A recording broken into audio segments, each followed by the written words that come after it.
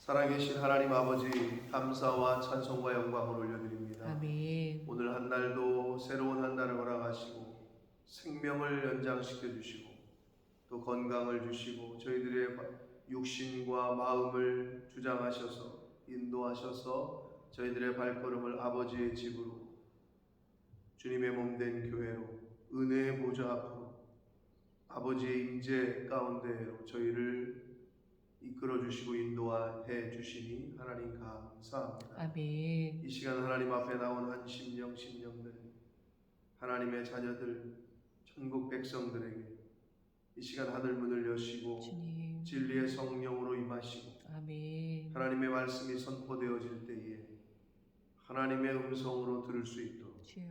저희들의 귀와 마음을, 눈과 입술을 열어 주옵소서. 아멘. 이 시간 성령 하나님 임마누엘로 함께 하심을 믿사옵고 예수 그리스도 이름으로 축복하며 기도 올리옵나이다. 아멘. 자, 마태복음은 어제 우리가 그 영상을 보신 분들은 아시겠습니다만 족보 이야기로 시작합니다. 예수 그리스도의 나심은 이러하니라. 예수 그리스도의 족보로 시작이 됩니다. 그런데 이 예수 그리스도의 족보가 창세기 5장에 나오는 아담의 족보와 어떤 차이가 있다라고 말씀을 드렸냐? 언제? 2018년 8월 30일에 본문의 말씀을 하면서 제가 말씀을 드렸었는데 어제는 말씀을 안 드렸을 거예요. 창세기 5장을 한번 보세요. 창세기 5장을 펼쳐보시면 아담의 족보가 나옵니다. 아담의 계보. 창세기 5장을 눈으로 이렇게 쭉 보세요. 아담의 계보를 적은 책이다. 5장 1절에 시작하고 있죠. 눈에 보이는 특징이 있어요? 쭉 살펴보세요. 아담의 계보를. 어떤 특징이 있어요?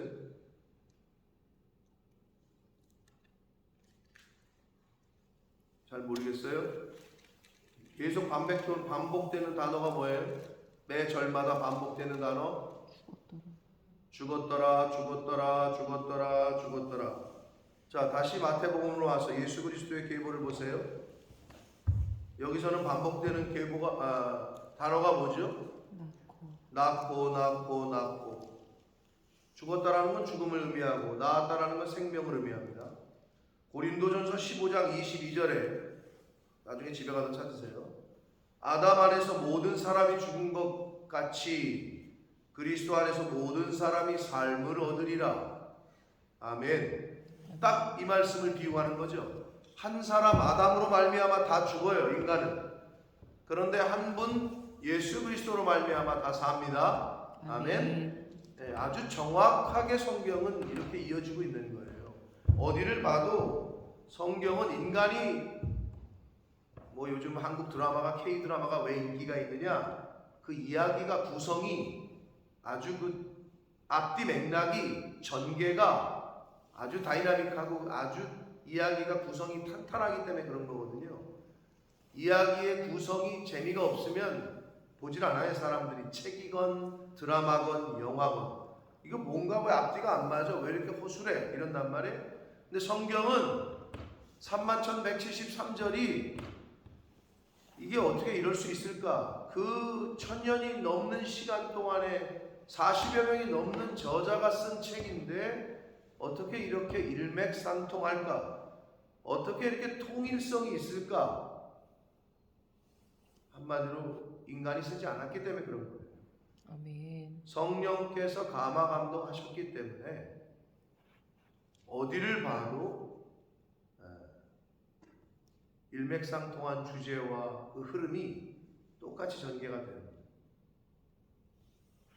아담 한 사람으로 모든 사람에게 죽음이 이른 것 같이 예수 그리스도 한 사람으로 말미암아 모든 사람이 생명을 얻는다.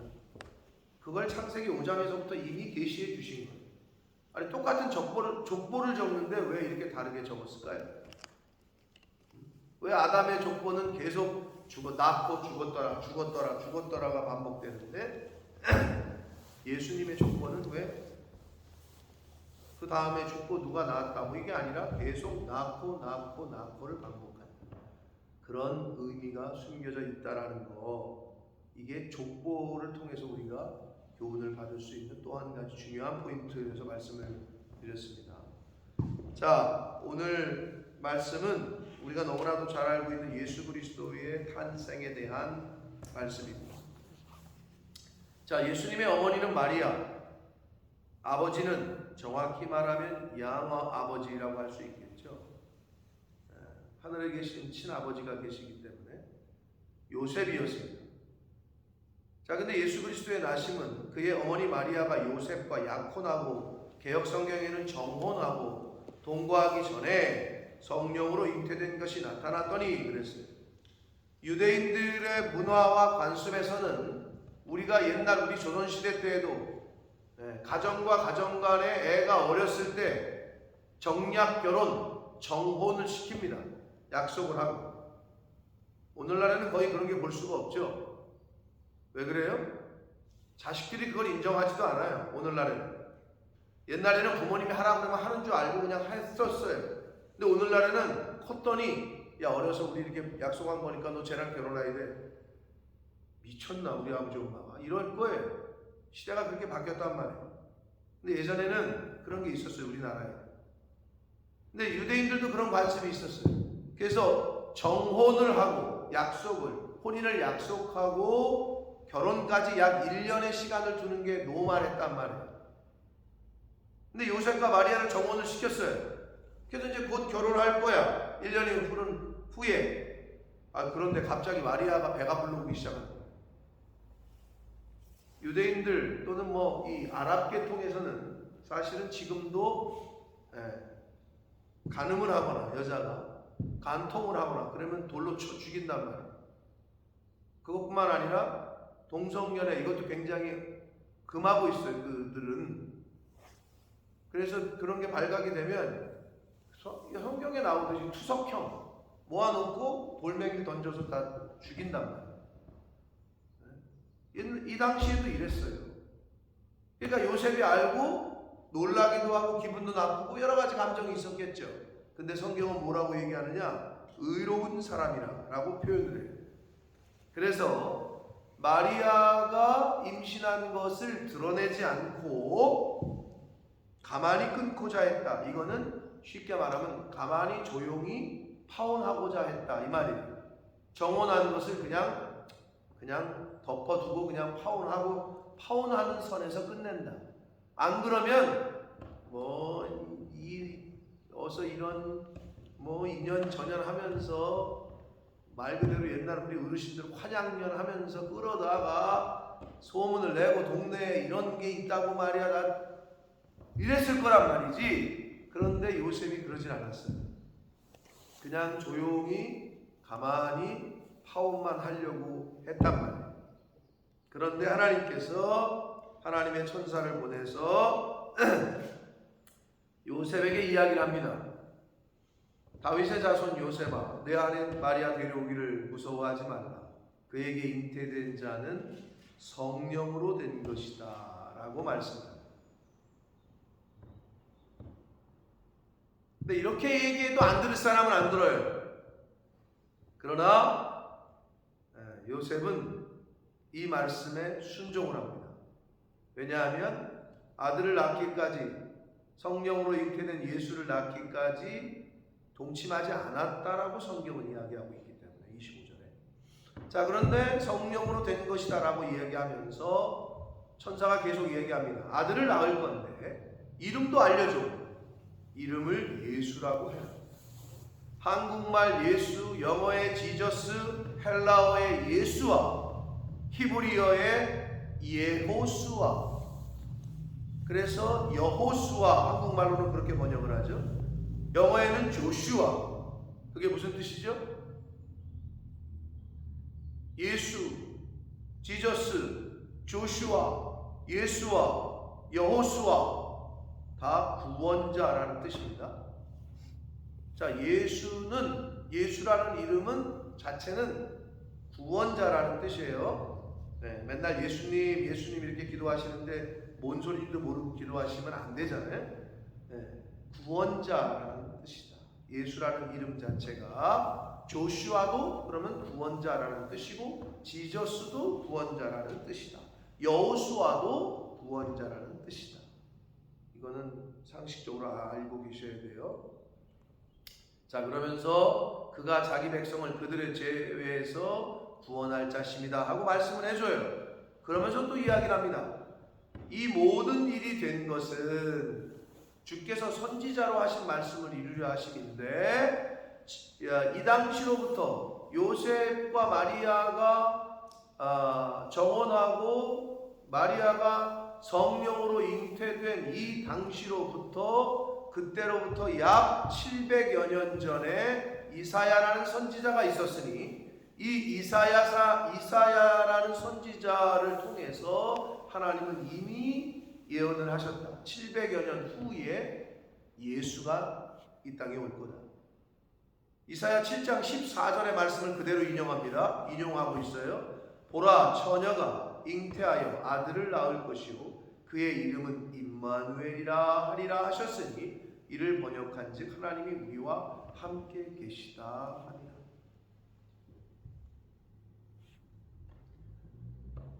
이사야 선지자를 통해서 이미 예언하신 말씀이 그대로 이루어졌습니다. 자, 그런데 여기서 그의 이름을 임마누엘이라 하리라. 근데 앞에서는 예수라고 해놓고 예수라는 이름의 뜻 그대로 직역하면 구원이라 그랬어요. 구원자. 그런데 임마누엘이라 하리라. 그 임마누엘이라는 뜻은 여러분 아시는 대로 하나님이 우리와 함께 계신다 라는 뜻이라고 했어요. 그 말은 뭐예요? 곧 구원이라는 게 뭐냐? 하나님과 함께 계시면 그게 구원이에요. 하나님으로부터 떠나시면 구원이 아니에요. 하나님과 함께 하는 것이 구원이고 하나님과 함께 할 때 여러분이 구원 안에 있는 거지 하나님을 떠나면 구원이 아니에요. 쉽게 얘기해서 늘 제가 얘기하지만 탈북한 사람들이 중국으로 일단 넘어가잖아요. 근데 옛날에는 미국 대사관, 한국 대사관으로 바로 담을 넘었다고. 근데 그렇게 못해. 하도 그러니까 어떻게 해? 저 라오스 어디요 저 국경지역 뭐 캄보디아 이런 쪽으로 돌고 돌아서 그래서 한국으로 온다고. 근데 옛날에는 어떻게 했느냐? 이렇게 중국에 가서 넘어가서 이렇게 하다가 그냥 담을 넘는 거야. 또는 누가 들어갈 때 그냥 뒤따라 확 들어가든지. 그 문만 통과하면 그 안에 있으면 구원이야. 밖에 있으면 죽음이야. 그러니까 목숨을 걸고 그 선을 경계를 넘는 거야. 목숨을 걸고 하나님 곁에 붙어 있으시게 되시길 축복합니다. 아멘. 그게 하나님의 성전이고 하나님의 임재다. 주일날 말씀드렸어요. 여호와께 돌아온다는 게 어떻게 하는 거라고? 하나님의 성전, 하나님의 임재 가운데 있는 곳으로 들어오는 거예요. 그리고 어떻게 한다고? 들어오면 끝이야? 그게 아니야. 하나님의 일에, 주의 일에 마음을 다해서 섬기는 거예요. 그게 하나님께로 돌아온 자의 특징이다.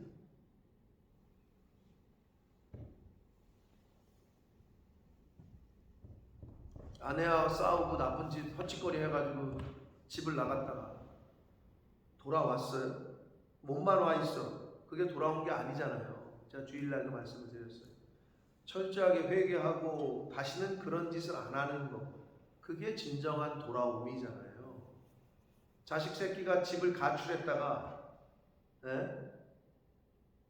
말 그대로 누가복음 15장에서도 말씀을 드렸잖아요. 탕자 이야기를 통해서 돌아왔죠. 돌아와서 뭐래? 난 아들로 여기지 마십시오. 난 아들 자격도 없습니다. 종의 하나로 여기십시오. 진정한 반성과 회개가 있는 거죠.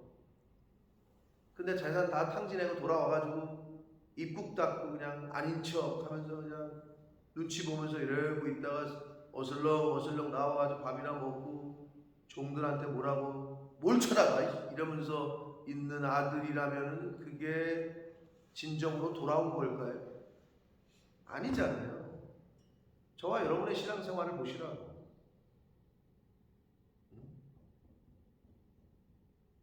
교회를 다니고 있다 해서 신앙생활 하는 거 아니라고 제가 늘 말씀드렸어요. 교회에는 하나님의 백성이 있고 성도가 있고 교인만 있다니까. 교인도 있다니까. 헬스클럽을 다니는데 회원 중에 진짜 회원이 있고 그냥 무늬만 회원이 있는 사람, 그냥 왔다 갔다 하면서 여자나 남자나 구경하고 있는 사람, 그것도 오긴 오는 거지. 짐을 다니는 거지. 근데 어떤 사람은 짐에 와서 진짜 열심히 운동을 해. 자기 몸을 가꾸기 위해서. 그게 짐을 다니는 사람의 목적에서는 진짜 회원인 거죠. 그런 거죠. 교회를 다니는 사람들 중에도 종교인이 많아요. 근데 문제는 뭐냐? 내가 종교인인 걸 모르고 있는 게 문제야. 내가 신앙생활을 하는 건지 믿음 생활을 하는 건지 아니면 그냥 어려서부터 매번 다녔기 때문에 그냥 다니는 건지. 근데 그건 뭘로 알 수 있어요?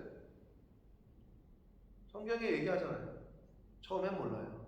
열매로 알 수 있다. 열매로 알 수 있다. 그리고 또 어떻게 해요? 시험이 와보면 학생들 한 50명이 앉아 있는데 누가 평소에 집에 가서 공부를 하는지 노는지 선생님은 잘 몰라요. 시험을 봐봐야 얘는 평소에 공부를 열심히 해야 되구나. 열심히 해고 따라왔으면 시험을 잘 봤을 거 아니에요? 그 시험에 패스가 될 거 아니에요? 근데 열심히 안 한 사람은 어떻게 해요? 컨닝하지 않고서야 어떻게 해요? 패스가 안 될 거 아니에요? 그래서 하나님이 시험을 주세요. 그러니까 너무 좋죠. 열심히 준비한 사람은. 여러분들 학생 때 시험을 기다려 봤을 거 아니에요. 열심히 공부했는데 시험을 안 보면 짜증나죠. 저 교수님이 오늘 이번 주에 분명히 시험을 본다고 했는데 왜 안 보지? 그럼 손 들고 얘기하죠. 끝날 때. 교수님 오늘 시험 본다 그러셨는데요. 그러면 이제 학생들한테 욕을 먹죠. 저런 그래서 교수님이 잊어버려가지고 안 먹, 그냥 지나가나 했더니 저것 때문에 또 시험 보네. 그러나 그 학생 입장에서는 준비를 했으니까 시험을 보신다고 했는데 왜 안 보시지? 즉 기다려지는 거예요. 시험이. 그래서 장학생들한테는 시험 보는 날이 제일 기쁜 날이에요. 왜? 그 시험을 통과해야 장학금을 받고 장학생이 되니까. 신앙생활도 그렇게 하시게 되시길 축복합니다. 아멘. 여러분이 하나님을 믿는다면 하나님이 주시는 시험과 연단을 기쁨으로 받으셔야 돼요. 왜? 성경의 말씀이니까. 고난당하는 것이 내게 유익이라. 그리고 환난을 인내를 연단을 소망을 이룬다. 소망을 이루는 것의 시작은 환난이라고. 근데 환난을 당하는데 어떻게 하시냐? 진짜 감사해요. 그래야 역사가 일어납니다. 아멘. 아멘이 안 되시죠? 아직도. 여러분 이런 말을 내가 그 사람 이름까지 기억이 안 되는데 여러분들 많이 들어보셨을 거예요. 마음에 생각을 품으면 그게 말로 나온대요. 왜냐하면 말이라는 건 내가 생각한 대로 말하는 거예요. 그래서 그 사람의 말을 들어보면 저 사람의 마음이 어떤 건지 아는 거죠. 저런 마음을 품고 있었구나 라는 게 말로 나오는 거예요. 차라리 말을 안 하면 그 사람의 마음이 뭐를 품고 있는지 몰라요. 그리고 마음에 말을 심잖아요. 행동으로 나오는데. 그리고 마음에 행동을 품잖아요. 뭐가 돼요? 습관이 되는데요. 그리고 마음에 습관을 심잖아요. 그러면 그 습관이 성품이 된대요. 그리고 마음에 성품을 심잖아요. 그러면 그 성품이 그 사람의 운명을 가른대요. 지금 그 말을 한 사람이 기독교인인지 아닌지는 제가 모르나 상당히 성경적인 말이에요. 그래서 그 사람의 말을 들어보면 저 사람의 생각이 뭐고 그 마음에 품고 있는 게 뭔지가 드러나는 거예요. 왜 예수님이 그리스도 안에서는 오직 예만 있다. 아멘, 아멘의 원어가 아만이라고 그랬어요. 그게 어디서 왔다고요? 제가 얼마 전 한 달도 안 된 새벽 예배인가 주일날 얘기했는데 아멘이 뭔 뜻인지를 알고 하는 거예요? 옳습니다, 그렇습니다, 아이 어머니 이 정도 생각하죠? 근데 제가 그 원어가 아만이라는 곳에서 왔다고. 그게 뭔 말이냐? 원래 믿는다라는 말의 뜻이에요. 그래서 믿지 못하는 사람은 입으로 아멘이라고 시인 못하는 거예요. 그래서 마음으로 믿어 의에 이르고 입술로 시인하여 구원에 이른다. 그래서 아멘 하라는 거예요. 제가 18년째 얘기하고 있습니다만 잘 안 되는 건데 여러분 그거 못 고치면 복을 못 받습니다. 새벽 성도들 그거를 여러분이 입을 열어서 주의 말씀이 선포될 때 아멘으로 내가 믿습니다. 제가 그렇게 하겠습니다. 거기서부터 여러분의 인생이 변화됩니다. 아멘. 근데 왜 제 아내는 자꾸 아멘 아멘 그럴까요? 앞에서 여러분은 안 하는데.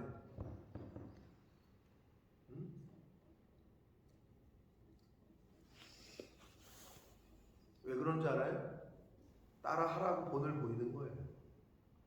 제가 강사 목사님들 설교하실 때 앞에서 여기 맨 앞에 앉아가지고 왜 저는 가능하면 등허리를 붙이지 않으려고 그래요. 허리를 딱 펴고. 그리고 왜 앞에서 계속 큰 소리로 아멘 아멘 하는 줄 알아요? 본받으라. 그리고 여러분의 자녀들이 앉는 자세가 다리를 꼬고 있거나 감히 주의 종이 말씀을 선포하는데 다리를 꼬고 있는 사람들이 있어요. 엉덩이를 뒤로 쭉 빼고 누워있는 듯하게. 그런 건 고쳐주셔야 돼요. 근데 부모가 말을 안 하잖아요. 그럼 부모 책임입니다. 핸드폰을 그게 이제 지나치면 핸드폰을 하고 앉았고 그렇게 되는 거죠.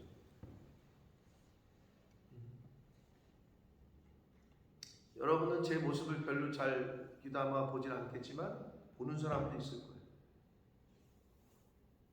될 수 있으면 등허리를 붙이지 않으려고 해요. 저는 딱 90도로 세우고 이게 이제 자세가 구부정해지니까 정시, 정좌, 정청은 예배의 기본이에요.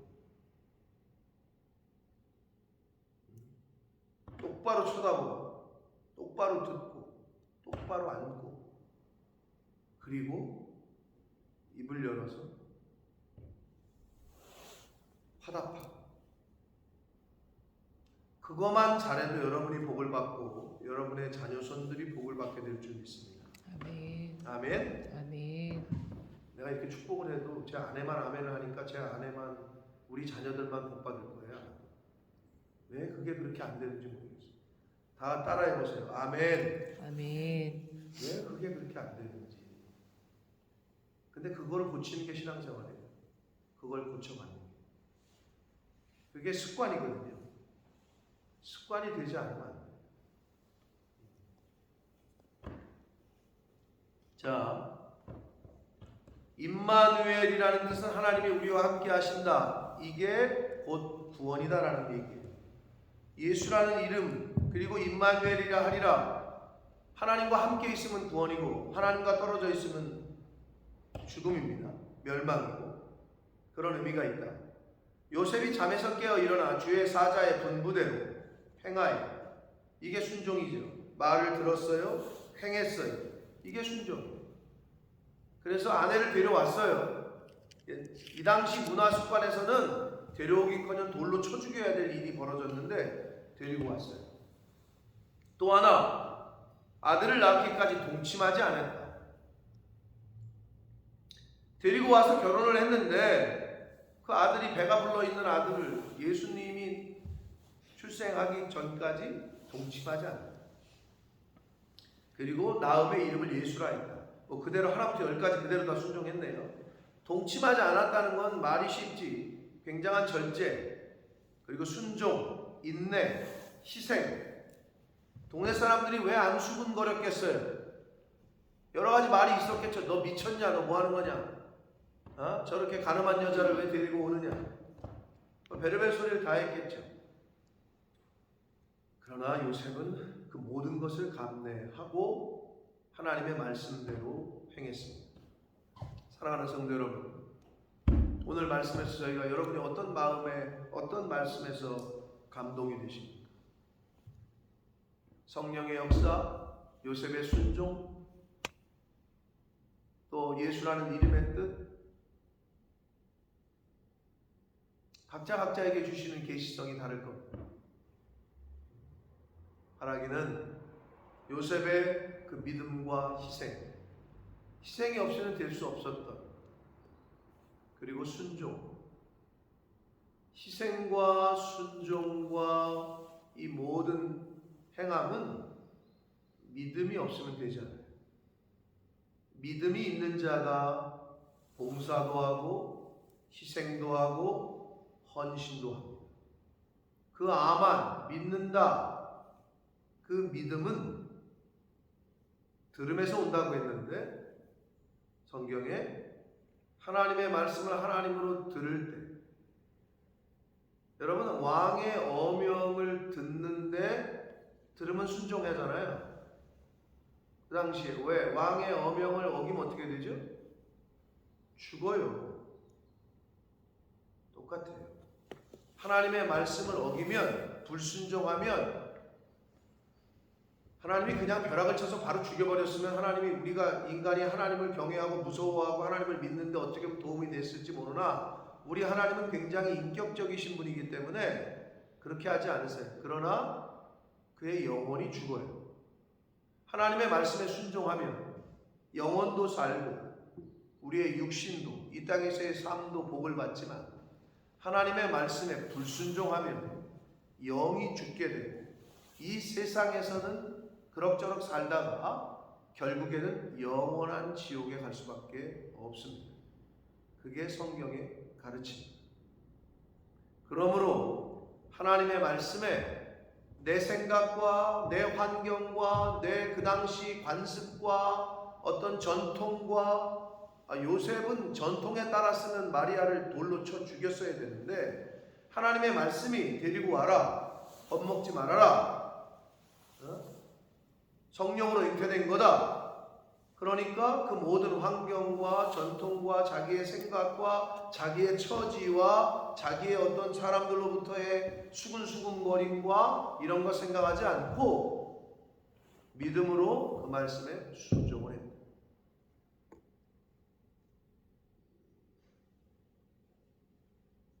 하나님이 부르시는 그날까지 이런 요셉의 믿음과 순종이 저와 여러분의 삶 가운데 나타나기를 예수 그리스도 이름으로 축복합니다. 아멘. 살아계신 하나님 아버지, 감사와 찬송과 영광을 올려드립니다. 아멘. 아버지,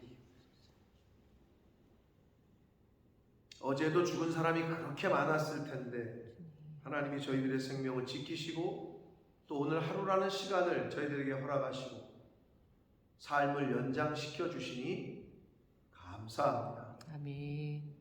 돈으로도 살 수 있다면 오늘이라는 시간을 그들이 샀을 텐데 돈으로 살 수 없는 것이 생명이요 시간이기에 건강이기에 아버지, 하나님께서 그 모든 걸 저희들에게 오늘 선물로 주셨습니다.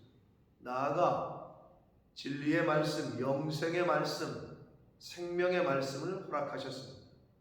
하나님, 오늘 들은 하나님의 그 말씀을 통하여 오늘 한 날을 살아갈 때 오늘 주신 말씀, 교훈하시는 말씀들을 내 삶 가운데 이루어가게 하시고 하나님의 말씀을 통한 나라는 나, 옛사람을 죽이고 새 사람은 살리는 오늘 한 날을 살아가는 저희들이 되게 하여 주옵소서. 아멘. 하나님의 말씀과 내 생각이 충돌할 때, 내 기준이 충돌할 때